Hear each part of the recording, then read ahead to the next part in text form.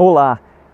Em Efésios capítulo 6, versículo 18, Paulo ele nos fala que existem tipos de oração e que nós devemos orar todos esses tipos de oração. Principalmente você vai notar isso na versão NVI. E de fato, se você fizer um estudo mais detalhado da palavra de Deus, você vai perceber que existem diversos tipos de oração. Por exemplo, existe a oração de louvor, existe uma oração de consagração e também existe uma oração da fé, que é a que nós vamos falar hoje. Lá em Marcos capítulo 11, versículo 24, Jesus ele falou assim: por isso, quando orardes, ore pedindo, crendo que já recebestes, e será assim convosco. Então a oração da fé ela tem algumas características. A primeira dela é que aquilo que você ora deve estar de acordo com a palavra de Deus, deve estar na palavra de Deus. Você deve saber o que a palavra de Deus diz e você ora aquilo. Então isto gera convicção dentro de você de que é a vontade de Deus. O segundo ponto é justamente de que a oração da fé ela é aquela oração que você orou e você crê que não vai receber, mas você já recebeu, que você já foi ouvido por Deus, porque aquilo que você orou está de acordo com a vontade de Deus, está na palavra de Deus e Ele vai realizar por você. É esse ponto que muitas pessoas confundem e elas acabam orando assim: se for da sua vontade, Deus, eu te peço isso. Nós não devemos colocar esse "se for da sua vontade", porque se você fala isso, você não está confiante, você não tem convicção de que é de fato a vontade de Deus. Então ela não é uma oração da fé, porque a fé é certeza, é convicção. Então nós temos que desenvolver a nossa fé.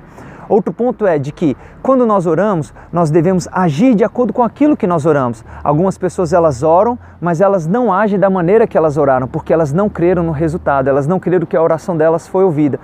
Outro ponto que nós devemos evitar completamente é a confissão dupla. Nós oramos por alguma coisa pedindo a Deus, sabendo que está escrito na palavra de Deus, nós não devemos depois fazer uma confissão dupla. Talvez não vai ser bem assim, talvez vai ser diferente, talvez o resultado não é bem esse, vai ser outro resultado. Então você está anulando a sua oração, a oração que você fez, porque você está colocando uma outra confissão em cima dela. Você não creu de fato na oração que você fez logo de início.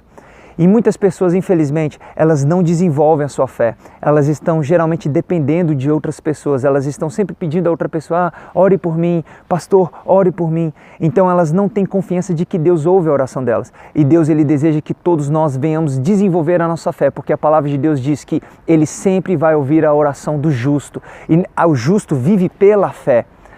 O último ponto que eu quero falar aqui é justamente sobre a cura. Lá em Tiago capítulo 5, versículo 14 e 15, Tiago ele fala assim: está alguém enfermo entre vós? Chame o presbítero e faça a oração para aquele enfermo, e a oração da fé vai salvar aquele enfermo. Entende?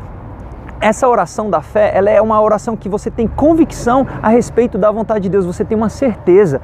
Lá em Isaías 53:5 diz que Ele já levou sobre si as nossas dores e enfermidades, de que pelas feridas de Jesus nós já somos sarados. Então nós cremos naquilo que está escrito na palavra de Deus, nós não seremos sarados, nós tomamos posse. Então fazemos a oração da fé tomando posse daquilo que já é nosso. A oração da fé se define por isso, de que nós oramos crendo que já recebemos e nós agimos de acordo com aquilo que nós cremos. E assim nós teremos a manifestação daquilo que nós estamos desejando, que nós estamos orando.